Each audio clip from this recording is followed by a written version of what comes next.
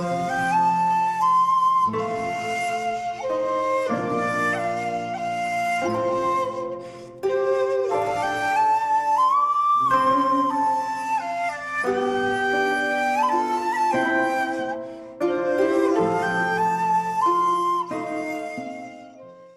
there, this is Solitary Ronan from Solitary Ronan Films, and welcome to another episode of Actors, 6 of the Best, where I choose 6 of my favourite films from a specific actor. Today, it's the Italian powerhouse Gian Maria Volonte,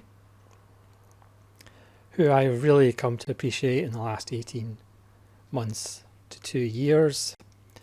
Volonte has been in my life for over 40 years, but mainly because of 2 Sergio Leone westerns. And that was kind of my impression of Volonte as a rather manic and crazy combustible character. But as I say, over the last couple of years, I have seen more Volonte films, more different Volonte films than obviously spaghetti westerns. He's a very political actor, chose films somewhat because if they had a political leaning. So for example, he's in Le Cercle Rouge with Jean-Pierre Melville, but they didn't really get on because again, Volonte was more political than Melville really liked.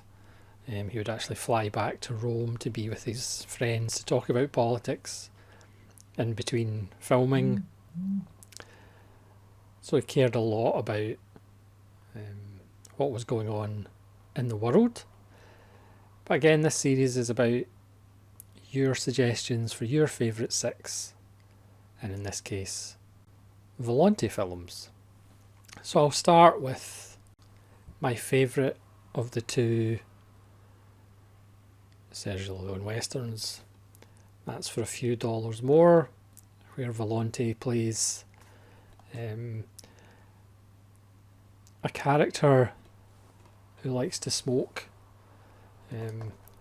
a bit of weed, even though the effects of the weed may be different than the actual effects in real life weed. But he's completely psychotic, doesn't say a lot, but certainly remains one of the most memorable villains in spaghetti westerns. You know, a lot of the spaghetti westerns, the villains get kind of more outrageous and had, you know, all their little kinks and all their little foibles and all their little specialities. You know, and a lot of the villains went down the kind of more sadistic and more perverse route, as all these people who wrote and directed spaghetti westerns kind of wanted to outdo each other, and the villains became kind of over the top. But Volonte is just so good. Again, his eyes, that stare that he had, the Volonte stare, is quite magnificent. So we're going to go from 1965 to 1970 and Elio Petri's Investigation of a Citizen Above Suspicion. And this was really the film that really got my attention as far as, hey, wait a minute, there's more to Volonte than being a pothead psychopath in spaghetti westerns. This is one of Petri's best, right up there with Property is No Longer a Theft, which is absolutely marvellous. We might get to another Petri shortly. Volonte here is much more controlled as a police chief who reenacts crimes with his girlfriend, and he gets involved in a crime himself, but in reverse Kafka, he is actually trying to tell everybody he's guilty, but because of the corruption in the system, nobody will believe him. It's got a great score by Ennio Morricone. It still has that confident Volonte, even though he's not as demonstrative as he is in the spaghetti westerns, including Bullet for a General and Face to Face and things like that, as well as the Leone films. It's a much more measured, classy, brooding performance, but again with those trademark Volante eyes. And then in the same year, Francesco Rossi's Umini Contro, or Many Wars Ago. This is just a sensational World War I film. I think it has actually overtaken Paths of Glory as my favourite World War I film. I know that's controversial. Again, you can see Volante there in the background, in the back cover even. This is just a sensational film set in the Italian mountains in World War One. Yes, it has some tropes of war films, but it does them in such a wonderful way, and the surprises along the way, certain characters perhaps don't last as long as you think they would.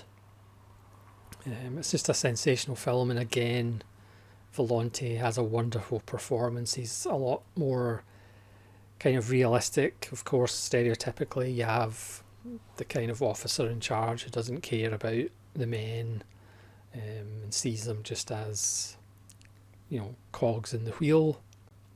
Volante is a bit more humanist and a bit realistic as far as to try and help these guys survive this terrible ordeal. And again, it's a much more measured, yes, there are moments of Volante explosion, but when they come, they have a much greater impact than, again, just the spaghetti western craziness all the time. And then 1971, The Working Class Goes to Heaven, or Lulu the Tool, from Elio Petri. This is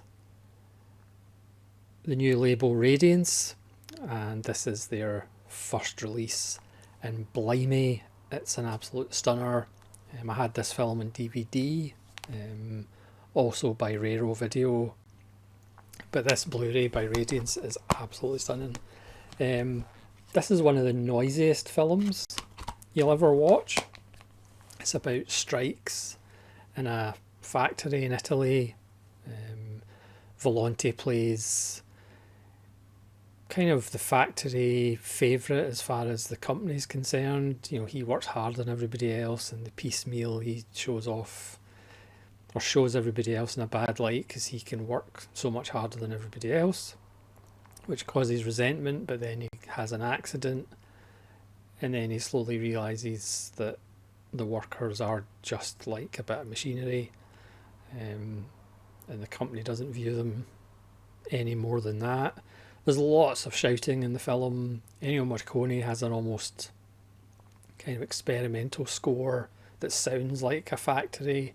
It's very confrontational, it's in your face, and it's quite wonderful. But again, this is the Volante that's more earthy. This is the Volante that's very loud. He sings. He's not necessarily the most likeable character in the world. And like the film, he's in your face. He's confrontational. And the film is all the better for it because it's just wonderful Volante. I do have to speak about the Radiance release. As I say, it's an absolute stunner as far as the special features. It's a 2K restoration of the film, new and improved English subtitle translation. There's an archival interview with Leo Petri, who sadly died way too early, just in his 50s, and Gian Maria Volonte. There's an appreciation by Alex Cox. We all love them. Alex Cox. Sadly, it's only 10 minutes long. It should really be an hour and 10 minutes long. He should really do appreciations of every single film ever released. There's a wonderful new visual essay by scholar Matthew Kowalski. There's a feature-length making of documentary. There's a trailer. And there's an archival interview with Petri. And there's also an interview with Volante on French TV, which is just fabulous. And again, Volante is pretty intimidating even when he's doing interviews. He gives the interviewer quite a lot of Volante stares. It's just a wonderful release as spine number 1 for Radiance. Again, Radiance was started by somebody who used to work at Arrow, and they're going to release, it looks like, quite a lot of Italian films, which is fantastic because there's so many Petries and Rossis and Monicellis and everybody else that perhaps aren't as famous as the other Italian directors, but are just so good. But I was so pleased when The Working Class Goes to Heaven was announced as a Blu-ray, because it's a wonderful film. It's perhaps not my favourite Petrie, but it's still absolutely amazing, even though you might have to take an aspirin after you watch it. And then we're going to go to 1971. This is Sacco and Vanzetti. Again, another wonderful Morricone score, which the song from it will make you weep like a small child. And this one has a commentary by Alex Cox, so I would highly recommend picking up this Regine Kino Lorber for the film and for the commentary by Alex Cox, who is just wonderful as always. This is based on a true story of 2 immigrants in America that pretty much get railroaded for a murder just to prove a political point. And for most of the film, Volante is actually quite quiet. He doesn't actually say a lot. But when he does explode, it's top class Volante explosion. Again, the passion. And again, he loved doing this film because it's a political film. Based on events that happened in Boston in the 1920s. But again, it's another side of Volante. As I said, he doesn't really talk that much, but when you have that Volante face and that Volante stare, you don't really need to talk that much. And then another very different performance, certainly from the young boy as I watched For a Few Dollars More as a teenager for the 20th time.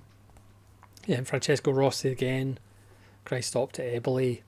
This is a phenomenal film from 1979. Again, I've talked about this on the channel ad nauseum as a film that I cannot explain why it's so good. But it's 220 minutes of absolute gorgeosity. And Volante plays a political exile who's been thrown out into the country, and he just spends his time wandering about this little town. And again, he doesn't talk a lot. He's very inward. I don't think he shouts once in this film. But the humanity in his face, how he treats everybody, it's just absolutely beautiful. I mean, Rossi has that gift. He doesn't necessarily have these amazing compositions like a Kurosawa or a Wells or a Kubrick or a Leone, but his films are just naturally beautiful. Again, he takes advantage of the scenery and the landscapes around this town, the architecture, and Volante just drifts through the cobbled streets like some kind of strange phantom. He just takes it all in.